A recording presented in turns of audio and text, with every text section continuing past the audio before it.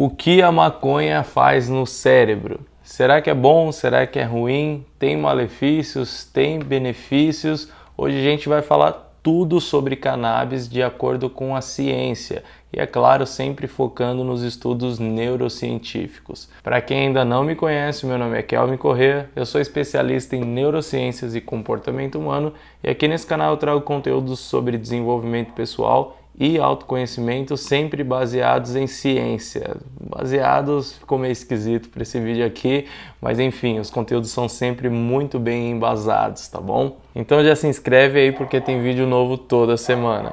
Bom, galera, esse é um assunto extremamente polêmico e que divide muitas opiniões das pessoas, principalmente no quesito legal de descriminalização e legalização da planta, mas a gente precisa discutir esse assunto em outro âmbito, em outra área de conhecimento, que é a científica e mais especificamente dentro da área da saúde. Eu digo isso com tranquilidade porque, independente de como anda a parte legal em relação a essa planta, o mais importante é que as pessoas tenham conhecimento e capacidade de julgamento sobre o assunto. Porque assim como vocês vão conseguir ver nesse gráfico que eu estou colocando aí na tela para vocês, de um estudo feito aqui no Brasil, a maconha é a droga ilícita mais usada no nosso país. E isso segue uma tendência no mundo todo, tá? Ou seja, legalizada ou não, é muito utilizada e as pessoas precisam de conhecimento sobre isso. Vai ter momento aqui nesse vídeo que vocês vão achar que eu estou apoiando a maconha, vai ter momento que vocês vão achar que eu estou criticando, mas na realidade eu só vou trazer aqui o que os estudos científicos dizem a respeito dessa erva, dessa planta, e aí a parte da opinião e da conclusão fica a critério de vocês, tá? Eu estou aqui para informar vocês tudo sobre isso, tudo que a gente entende sobre essa planta. Bom, galera, eu acredito que todos vocês saibam que a maconha, ou também conhecida como cannabis, é literalmente uma planta, tá? É uma ervinha que você aduba ali e vai cuidando dela e ela vai crescendo. Eu até vou deixar alguma imagem aí para quem nunca viu realmente como é a planta para ter uma noção.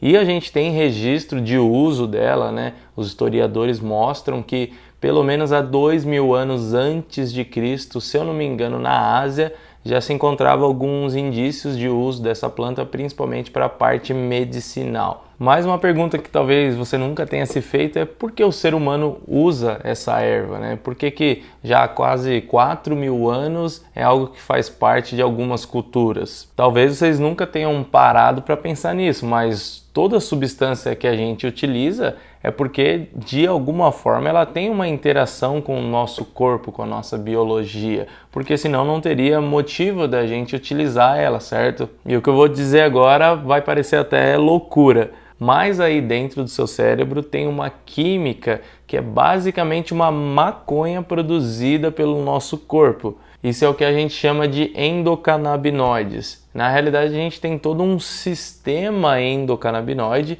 e só para vocês entenderem, sempre que esses nomes são parecidos assim, quase sempre na realidade, né? Eles são assim porque é uma formulação química e uma maneira de conexão, né, de recepção dentro do nosso corpo muito parecida. Igual tem a adrenalina que você pode injetar, que o pessoal usa na medicina, a gente tem a noradrenalina dentro do nosso corpo, dentro do nosso cérebro. E quem apoia a legalização já está fechando esse vídeo aqui, né, espalhando por aí que a maconha é tão natural que a gente tem até dentro do nosso cérebro que todo mundo deve e pode sair fumando baseado por aí adoidado, mas calma, não é bem assim, eu vou te explicar direitinho aqui no detalhe, tá bom? Quando a gente abre essa plantinha e tenta extrair os componentes dela, a gente vai ter principalmente dois. Primeiro a gente tem o tetrahidrocannabinol, que é muito conhecido como THC, né? Acho que você já deve ter ouvido esse nome. E a gente também vai ter o canabidiol, que é muito conhecido como CBD. De forma geral, o THC ele vai interagir, ele vai se ligar em alguns receptores que tem no nosso corpo que a gente chama de CB1, e o CBD, de forma geral, também vai se ligar a alguns receptores que a gente chama de CB2. Então, o THC se liga em alguns receptores e o CBD em outros receptores. E como vocês conseguem ver nessa imagem que eu estou colocando aí, as bolinhas verdes são referentes aos nossos receptores CB1. Então você pode ver aí que na área do cérebro, ali dentro da nossa cabeça, ele está quase todo verdinho, então isso significa que o THC se liga mais ali. E aí vocês provavelmente já estão conseguindo entender que o THC, por se ligar quase que 100% ali no nosso cérebro, é a substância que faz dar o barato, que faz dar a brisa da maconha. Se a gente der um zoom nessa parte da direita da imagem para entender melhor aonde que o THC trabalha dentro do nosso cérebro, a gente vai ver que principalmente na região do putamen, que é um dos responsáveis por regulação de movimentos e aprendizado, também no hipotálamo, que controla a sua fome, no hipocampo, que é envolvido com a memória e aprendizado de novo, e por último na substância nigra, que é muito importante com o vício e movimento novamente. É por isso que sempre que você fuma o seu baseado, você percebe que a sua parte motora fica toda bagunçada, né? Parece que os movimentos estão meio esquisitos ali, você não consegue agir, né, de forma ágil principalmente e de forma refinada ali na questão do movimento. É por isso também que é extremamente comum a gente ver uma queixa de quem é usuário de maconha com relação à memória e aprendizado de forma geral, e sem dizer nesse último ponto que bagunçar o seu hipotálamo provavelmente vai te dar uma larica, que é uma coisa comum que todo mundo fala. Já o CBD, que é o outro principal componente da erva da maconha, é totalmente o contrário, como vocês podem ver de novo nessa imagem, ele se liga nesses pontinhos azuis aí que são os receptores CB2. Você pode ver que ele é bem espalhado pelo nosso corpo, mas de maneira geral ele interage com a parte mais visceral. Vocês podem ver ali perto dos rins, do pâncreas, às vezes até na parte respiratória. E um outro detalhe muito importante dessa química do CBD é que ele não tem potencial alucinógeno, não vai te dar nenhum tipo de brisa de nenhuma forma, tá? Agora falando mais especificamente sobre a questão do uso medicinal da cannabis, o que a gente consegue ver na literatura científica é que o THC quase sempre acaba saindo como um vilão nessa história, porque ele tem pouquíssimos possíveis benefícios para a saúde do ser humano e, por outro lado, é ele que vai causar a euforia, é ele que vai causar o problema de atenção, é ele que vai causar problema na sua memória operacional, que é quando você vê a pessoa que está drogada ali, que ela tá brisada na maconha, ela começa a fazer uma coisa, quando ela vai ver, ela nem sabe mais o que ela estava fazendo. Isso é um problema na memória operacional do nosso cérebro. Além disso, é o THC que vai prejudicar o seu aprendizado no geral e que tem o potencial de causar o vício em você. Em algumas vezes até pode causar alucinações e paranoias, que é um assunto que eu vou abordar um pouquinho mais para frente no vídeo. Já o CBD claramente é o herói dessa erva, é a parte dessa erva que os cientistas até buscam mais estudar. E eu não sei se vocês têm noção disso, aqui no Brasil não é tão comum por uma questão burocrática e de preço também muito alto, mas já é uma realidade mesmo ter medicamentos extraídos do CBD.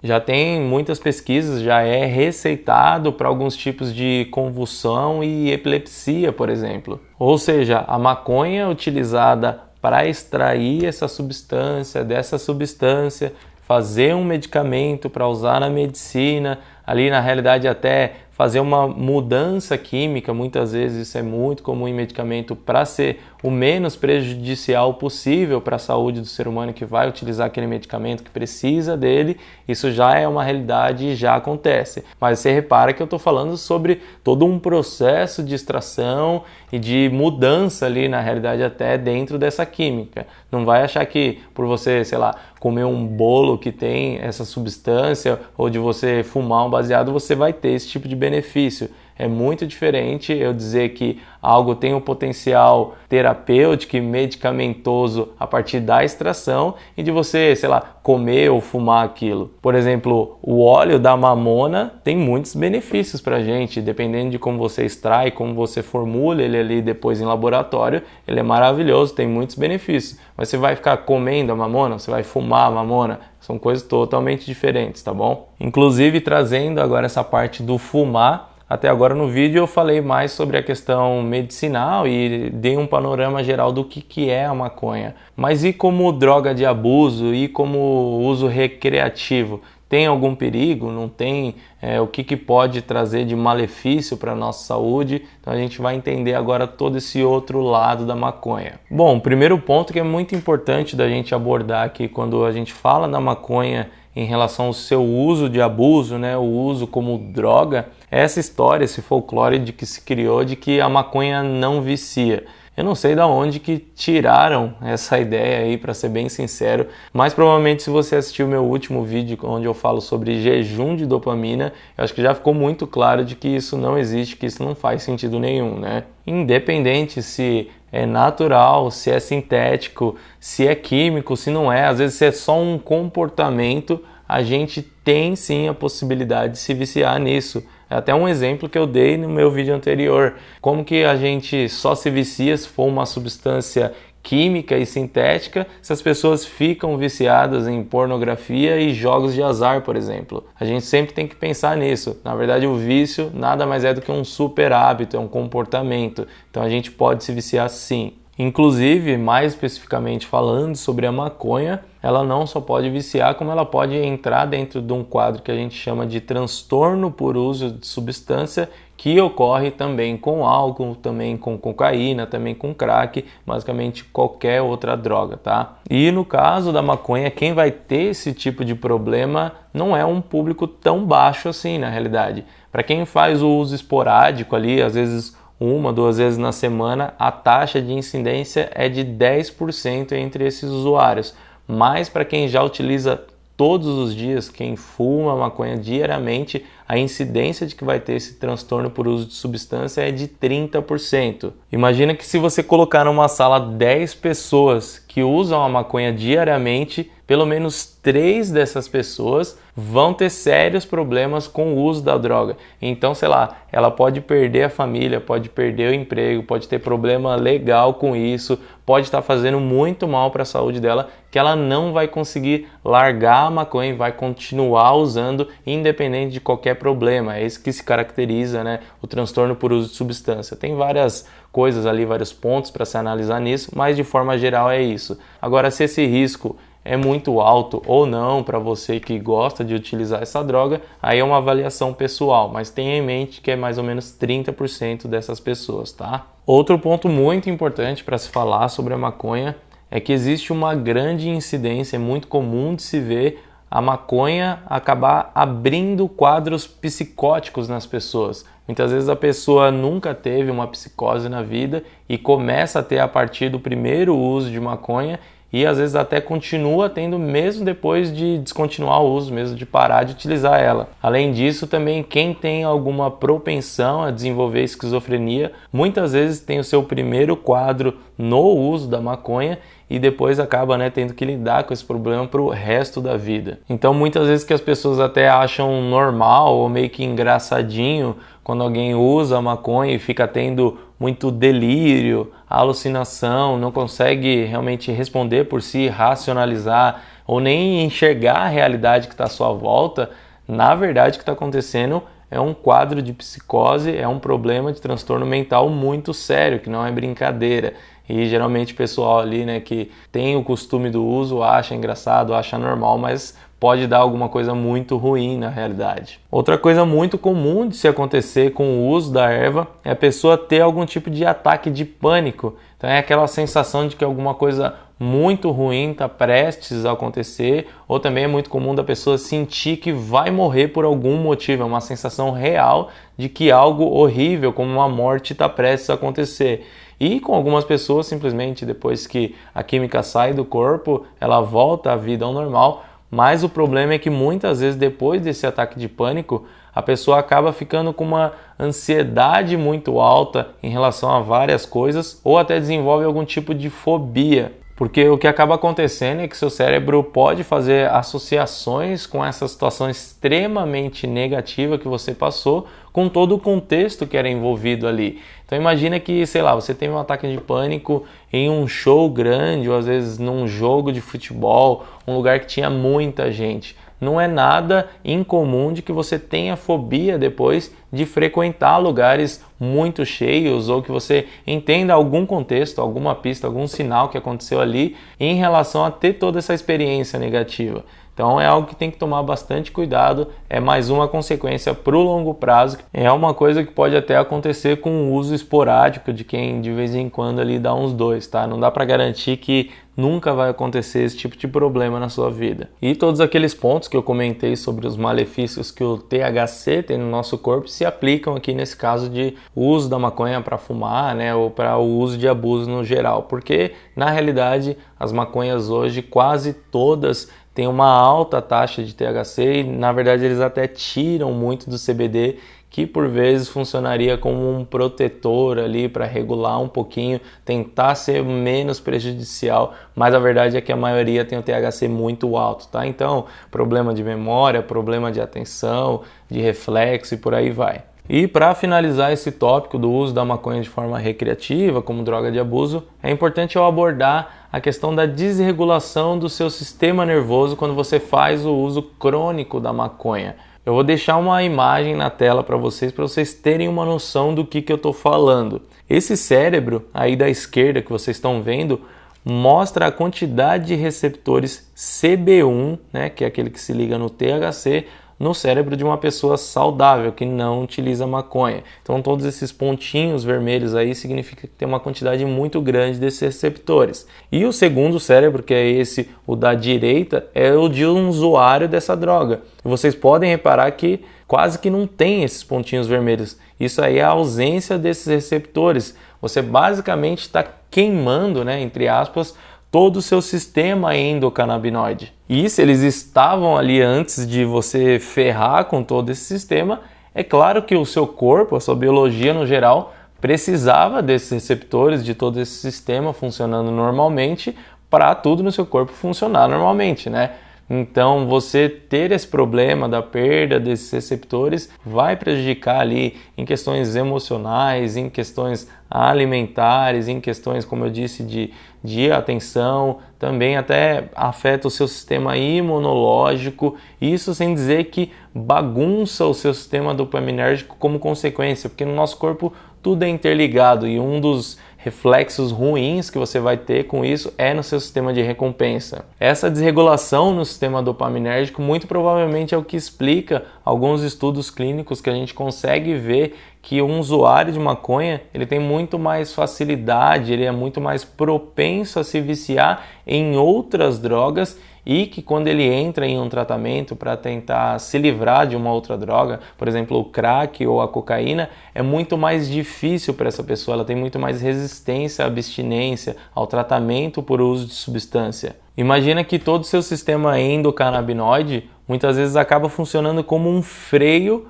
para o seu sistema dopaminérgico. Então, quando você ferra com ele, você queima o seu sistema endocannabinoide, é de se esperar que você tenha algum problema no seu sistema de recompensa, afinal você tirou o freio dele. Além disso, é claro que, assim como qualquer substância, tem os grupos de risco dela, né?